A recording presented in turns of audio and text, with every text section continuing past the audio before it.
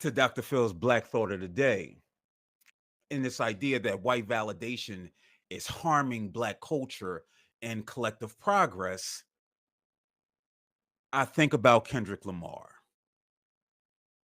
And so, for those who have been following me for the last few years, I want to say the Super Bowl, it was Super Bowl, ooh, was it 2020? Whatever Super Bowl Kendrick Lamar performed, We Gonna Be All Right. Off the album To Pimp a Butterfly, which it's so much irony there. He went on that Super Bowl stage with the West Coast artists and he self-muted himself.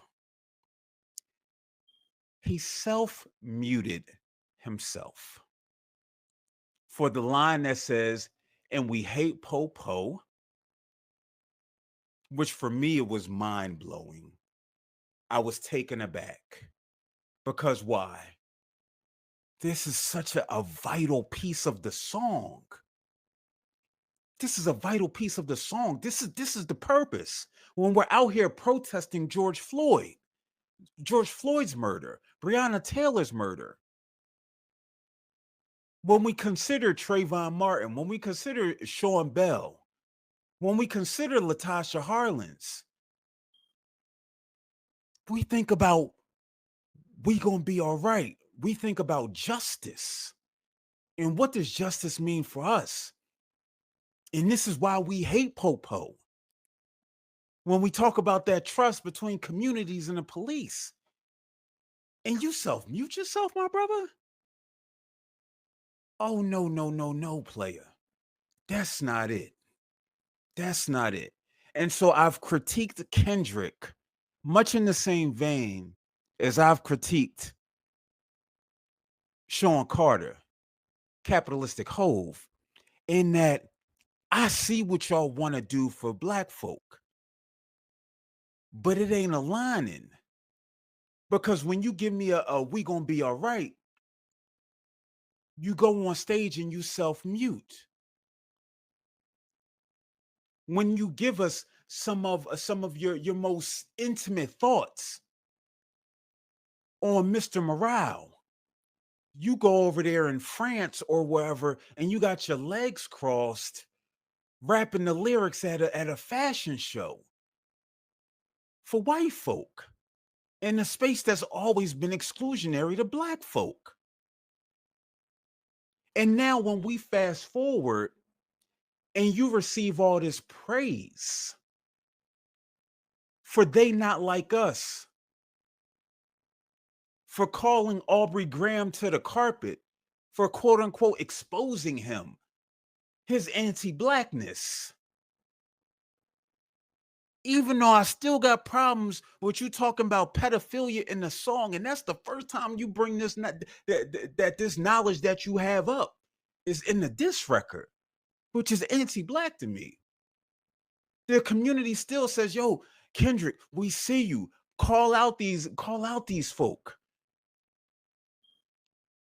Call out these folk who ain't of culture, however it is that you define in culture." But I remember you said F culture in the Heart Part 5.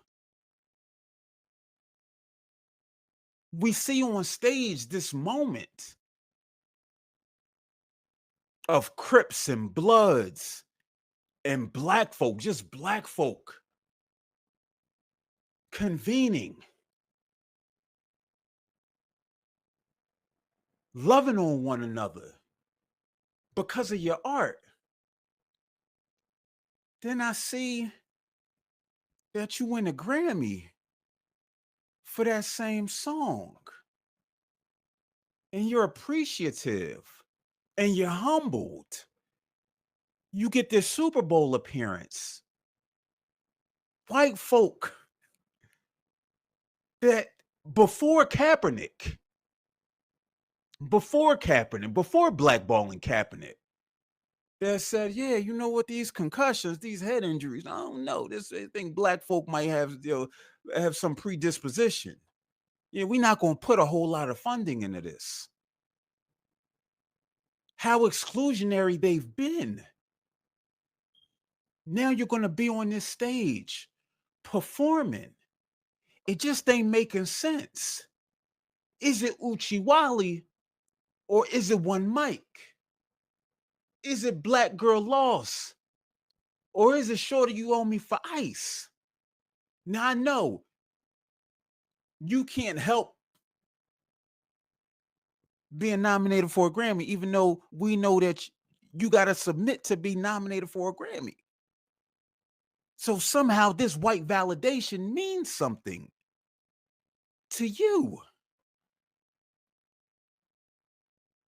It reminds me of Tabitha Brown, who's saying, I understand why you might not want to support Target, but you got black folk in Target. So if you can, just support the black folk while still supporting this entire structure, this entire system that folk are out here day in and day out attempting to topple because they believe in shared humanity. And so for years, I've been thinking about the best analogy to highlight this issue that I'm having with not only Kendrick, but with just black artists, black folk in general. Your Beyoncé's, your Sean Carter's. Hell, me. I ain't above none of this. And so any critique that I offer to black celebrities, I also ask myself the same question. Because we all make concessions. But then will we ever get free? But then I was just sitting and I was thinking, and it came to me like a song I didn't write. I'm going to play this clip now from the late, great Clarence Williams III, who played Kalinga in I'm Gonna Get You Sucker. You know that government office building on 25th Street? Yeah? We went down to take it over. But they were hiring that day. The brothers walked in with guns. Came out with jobs. The brothers weren't mad anymore.